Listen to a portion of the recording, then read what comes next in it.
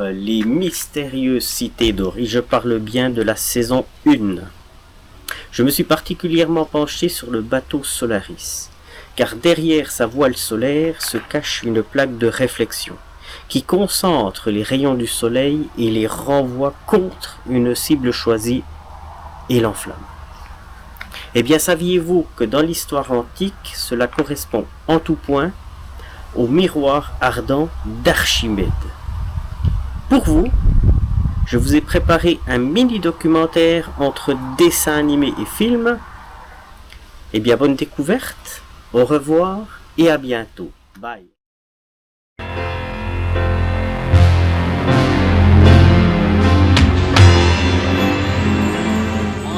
Pourvu qu'on arrive à faire avancer ce bateau. Il faut partir, les soldats, le pipi Pissarro vont arriver. Oh, sans soleil, ce bateau ne marchera jamais. Ils arrivent. Quoi? Là, regardez, un cavalier. Oh!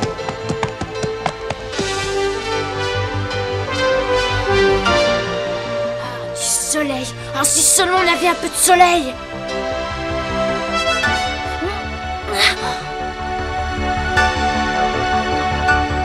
On est sauvés, Tao, le soleil se lève. Oh, super. Allez, suivez-moi.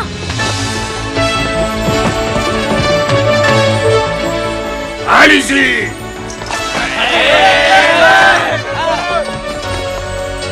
S'ils s'imaginent qu'ils vont réussir à nous attraper aussi facilement, hein. Ah!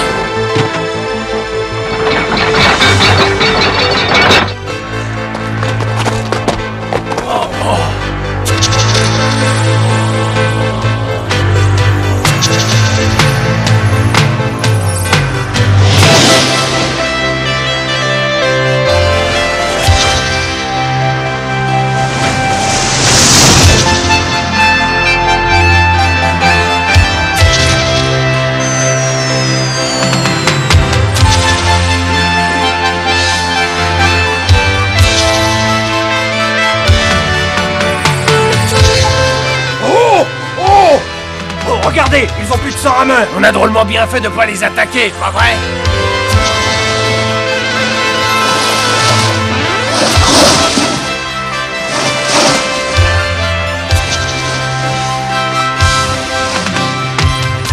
Qu'est-ce que vous attendez, bande d'abrutis? Tirez, bon sang, tirez, il faut les arrêter.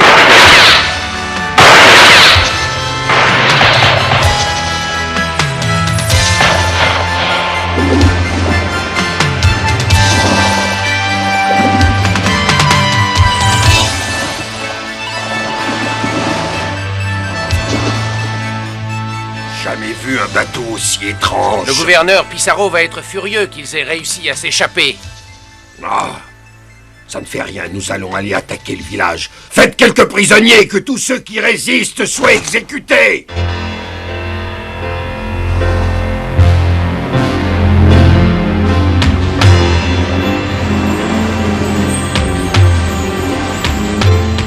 Ils ont été drôlement étonnés. Avec ce bateau, on arrivera peut-être à Lima plus vite qu'on ne pensait. Changez le cap 20 degrés à bâbord, maintenez la vitesse.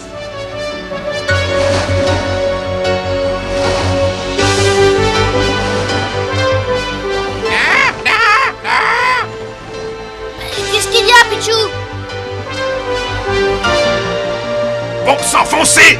Tao, change de cap immédiatement, la barre à tribord. À tribord, tourne. À cette vitesse-là, mais c'est impossible. Tao, c'est la San Miguel. Oh.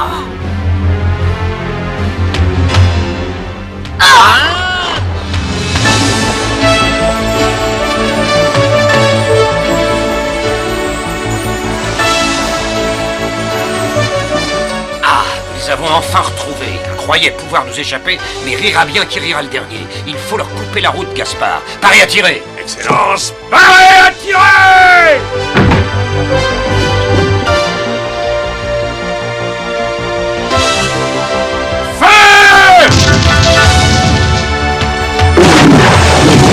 Ils font un tir de barrage. Il faut qu'on avance en zigzag. Va vite le dire à Tao. J'y vais.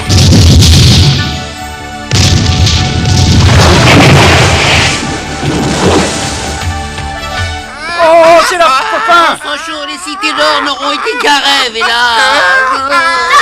On va entrer dans leur ligne de mire, il faut absolument naviguer en zigzag. Non, sûrement pas, c'est beaucoup trop dangereux. Fais-le quand même.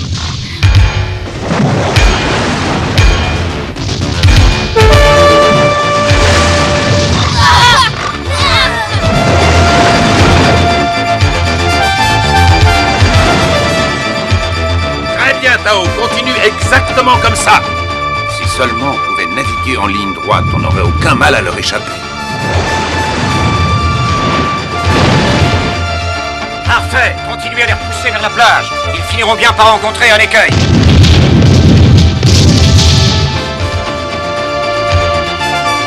Regardez, Mendoza, nous nous rapprochons dangereusement de la côte.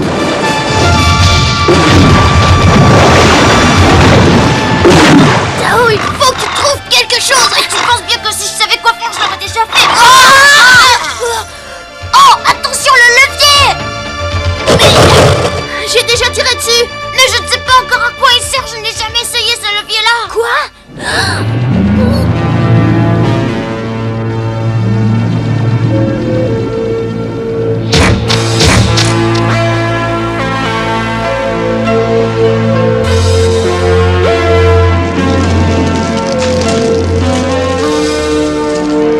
Qu'est-ce que c'est que cette lumière infernale?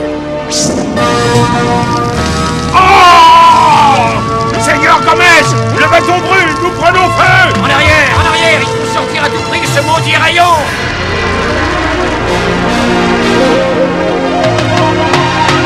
Eh, regarde, ils s'en vont, et...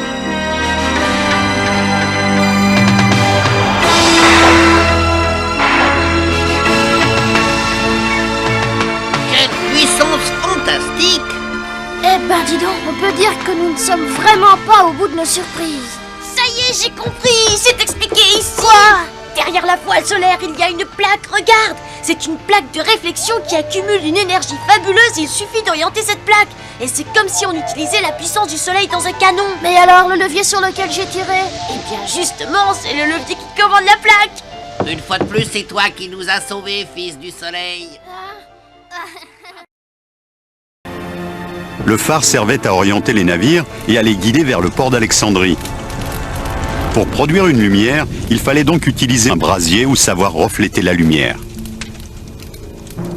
Le phare projetait son faisceau à environ 50 km. La nature du feu placé dans le phare reste encore un mystère aujourd'hui, puisque par exemple il n'y avait pas de bois en Égypte. Il n'y avait pas de grandes forêts pouvant fournir du bois pour le feu. En Égypte, on ne trouvait pas de bois en abondance. La lumière projetée la nuit devait donc être émise avec aussi peu de matériel combustible que possible. Les experts en ont déduit que seul un feu de petite taille était produit, mais qu'il était amplifié. Selon une des théories avancées, le feu se trouvait en bas du phare et il était reflété grâce à une série de miroirs complexes situés dans le bâtiment, avant d'atteindre le sommet et d'être projeté vers la mer, un peu comme un rayon laser avant l'heure. Il reste à savoir si cette technologie optique existait à l'époque. Alexandrie et Pergame ont joué un grand rôle à cet égard. Dans ces villes, on savait comment refléter la lumière et la focaliser. On connaissait bien l'optique. D'après une autre théorie, le feu se trouvait au sommet du phare et il était ensuite reflété sur les flots. Dans les textes anciens, on trouve aussi des références à un étrange cristal qui aurait servi à refléter la lumière sur de grandes distances. De jour, on pense qu'un miroir servait à refléter le soleil. Richard Windley a mené des expériences avec des miroirs. Étant donné la hauteur du phare, on pouvait sans doute voir à 50 km de distance, ce qui est largement la portée d'un miroir de bonne taille. Je pense qu'un miroir placé au sommet captait les rayons du soleil venant de cette direction. L'angle du miroir renvoyait la lumière à la verticale, d'où elle pouvait être orientée à volonté pour produire un rayon lumineux dans n'importe quelle direction. Si cette méthode était employée, les savants de l'Antiquité ont dû calculer les angles de réflexion avec une précision extraordinaire. Il y a un petit galet de cam ici, un petit levier, qui est relié à des leviers et des cams qui permettent de bien orienter le miroir. Nous allons voir si la maquette de Richard peut fonctionner. Je tourne la manivelle.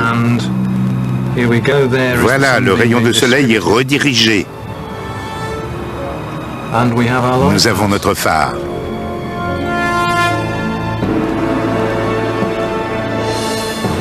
Une dernière théorie voudrait que le phare ait été en réalité une machine polyvalente, une puissante arme antique. Certains ont avancé l'idée que le phare a servi d'arme.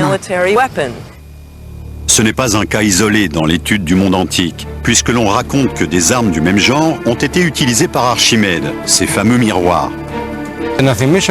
Les réflecteurs du phare d'Alexandrie ont de nombreux points communs avec les miroirs d'Archimède, qui ont été utilisés pour enflammer la flotte romaine pendant le siège de Syracuse. Même si l'on ignore avec quelle efficacité ces miroirs ont été utilisés, on sait que le phare d'Alexandrie était un superbe monument qui est resté debout jusqu'au XIIIe siècle après Jésus-Christ. Après 1600 ans d'existence, il a été détruit par un tremblement de terre. Aujourd'hui, l'énergie solaire fait partie de notre quotidien, mais il y a des milliers d'années, nos ancêtres exploitaient déjà la chaleur de l'astre solaire. Les peuples de l'Antiquité savaient utiliser le soleil pour réchauffer l'air ambiant. Ils construisaient leurs maisons de manière à lui faire face. Et ils mettaient du vitrage dans leurs bâtiments publics pour retenir un maximum de chaleur et ainsi augmenter la température. On a retrouvé des traces de fenêtres en verre à travers tout l'Empire. Ce morceau de verre vieux de 2000 ans a été retrouvé à la fenêtre d'un bâtiment de Pompéi. La fenêtre en question était immense. Il est extraordinaire que ce vestige ait subsisté. Les Romains savaient comment utiliser le verre pour retenir la chaleur du soleil, mais 500 ans auparavant, les Grecs avaient apparemment déjà découvert le moyen de se servir de l'énergie destructrice du soleil. On raconte qu'une arme grecque mythique aurait été employée contre les Romains au IIIe siècle avant Jésus-Christ. C'est le miroir ardent d'Archimède. À Syracuse, dans ce qui est aujourd'hui la Sicile, l'inventeur Archimède cherchait à défendre la cité contre une attaque romaine. La légende raconte qu'il a utilisé l'énergie du soleil pour détruire les navires romains dans la rade. Cela semble improbable, mais l'histoire a survécu. En 214 avant Jésus-Christ, les Romains ont attaqué le port de Syracuse. Les habitants comptaient sur le célèbre philosophe et inventeur Archimède pour défendre leur ville. Archimède ordonna aux soldats de polir leurs boucliers de métal jusqu'à ce qu'ils brillent comme des miroirs. Il a ensuite placé les soldats autour du port, de sorte qu'ils renvoient la chaleur du soleil sur les navires romains. Archimède a conçu un système ingénieux de miroirs paraboliques. Il s'est probablement servi de boucliers polis pour envoyer un rayon de lumière très concentré sur les navires romains. Ce rayon les a sûrement aveuglés, et d'après certaines légendes, les navires ont pris feu. Il est difficile de croire que ces boucliers aient pu faire autant de dégâts. Mais s'il y en avait des centaines, cela aurait-il été possible ? Nombreux sont ceux qui refusent de croire qu'Archimède ait brûlé la flotte romaine grâce à des miroirs. Mais certains écrivains, en particulier des auteurs byzantins, affirment qu'Archimède s'est servi de miroirs et que c'était bien pour incendier les navires romains.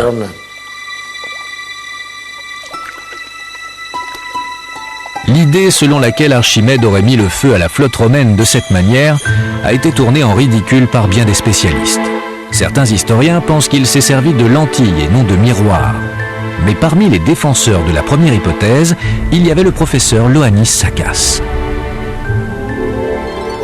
Sakkas ne croyait pas qu'Archimède avait utilisé des lentilles, mais qu'il s'était bel et bien servi de miroirs qui étaient en fait des boucliers polis à l'extrême et qu'on avait orientés de manière à ce qu'ils reflètent les rayons du soleil vers une même cible et y mettent le feu. Jamais là de ses expérimentations, le professeur Sakkas a consacré la plupart de sa carrière à reconstruire les armes sophistiquées de la Grèce antique. Il a décidé de mettre à l'épreuve l'hypothèse des miroirs d'Archimède. Ioannis Sakkas a réussi à allumer un feu avec une rangée de boucliers en métal poli. Mais il a poussé l'expérience plus loin avec la coopération de la marine grecque. Il a fini par organiser sa grande expérience en novembre 1973. Il a donc mis à contribution des marins de la base navale de Balaska au Pirée. Il leur a donné 70 boucliers extrêmement bien polis et il leur a demandé de mettre le feu à une petite réplique de bâtiment romain qu'on avait construit avec les matériaux de l'époque. Aussi incroyable que cela puisse paraître, l'expérience a prouvé que les miroirs ardents d'Archimède auraient fonctionné. Après tout, ce n'est peut-être pas une légende.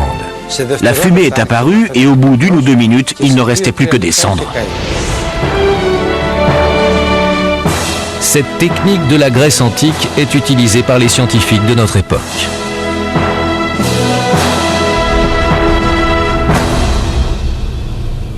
La comparaison est extraordinaire. Des scientifiques américains du Colorado ont mis au point un prototype de fournaise à énergie solaire qui fonctionne sur le même principe que le miroir ardent d'Archimède. Des centaines de miroirs sont dirigés vers un même point qui atteint alors la température de 1000 degrés. Cela servira entre autres à la manufacture pour les industries de haute technologie.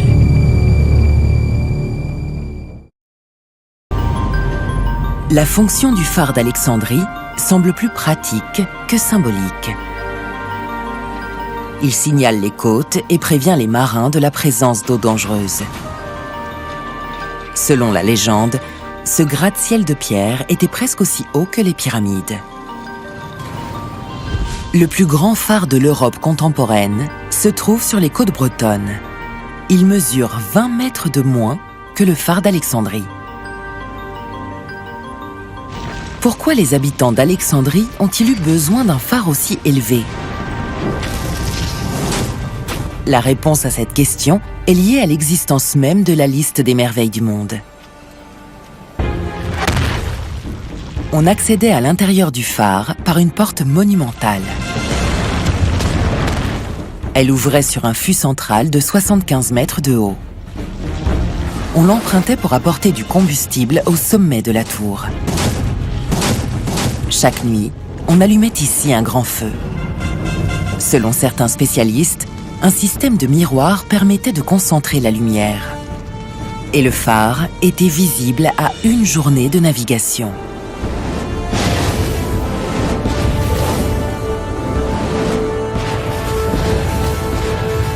Ces miroirs auraient-ils pu servir d'armes de guerre?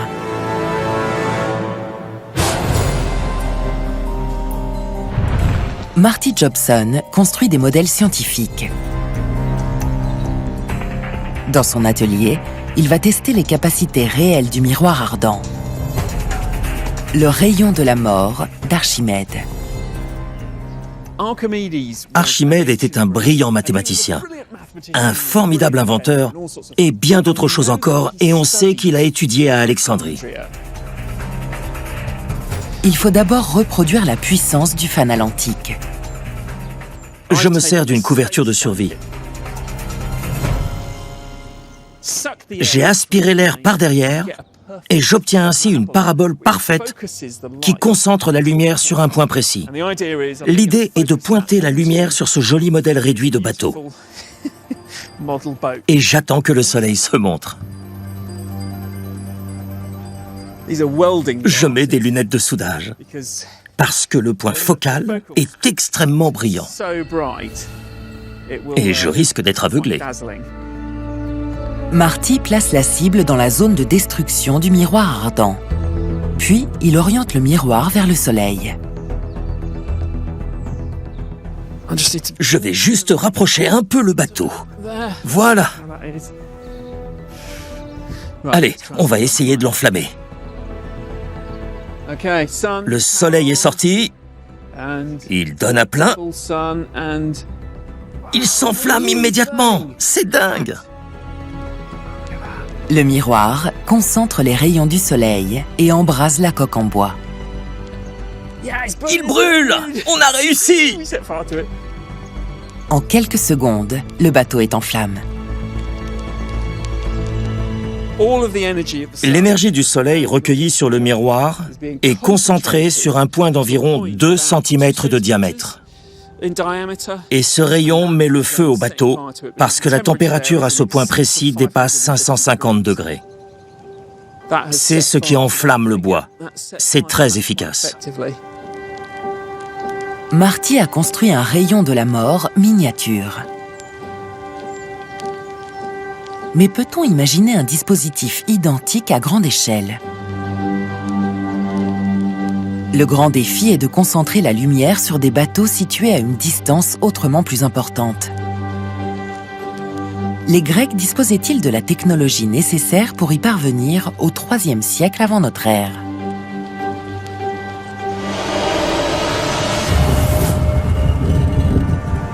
Archimède est l'un des plus grands ingénieurs de l'Antiquité. Il a conçu des catapultes et des grappins pour l'abordage des navires. À l'école d'Alexandrie, il étudie l'optique et le fonctionnement des miroirs. Selon certains spécialistes, on dispose à l'époque du savoir-faire nécessaire à la fabrication de grands miroirs. Les Alexandrins ont pu combiner les connaissances d'Archimède en matière d'optique et un savoir-faire de précision pour produire un miroir ardent.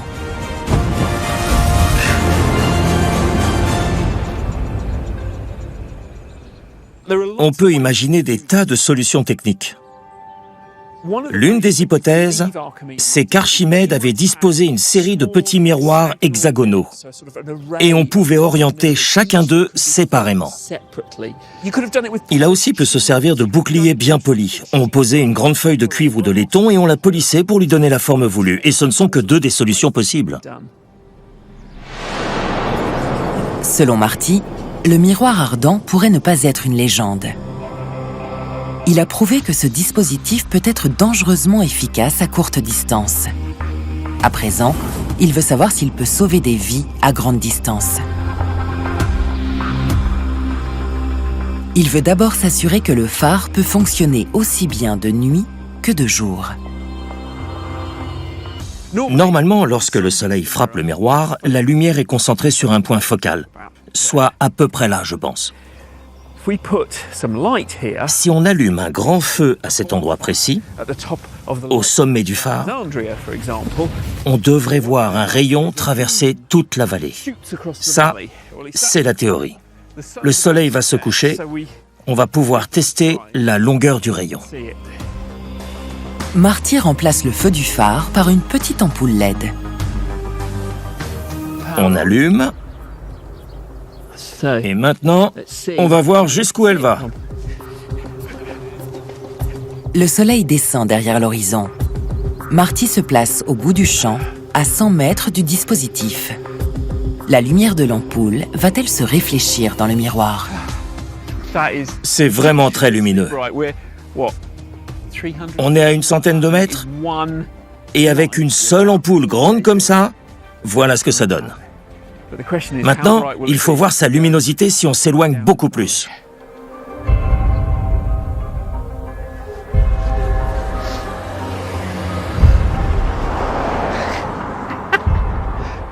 C'est incroyable! Là, je suis estomaqué. C'est vraiment très brillant. J'ai dû marcher environ 1,5 km sur la route principale.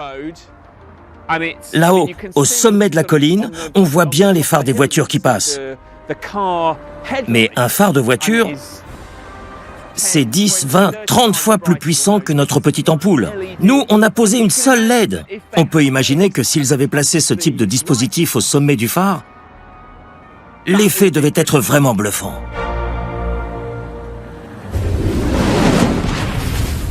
Le rayon de lumière brille à travers la Méditerranée.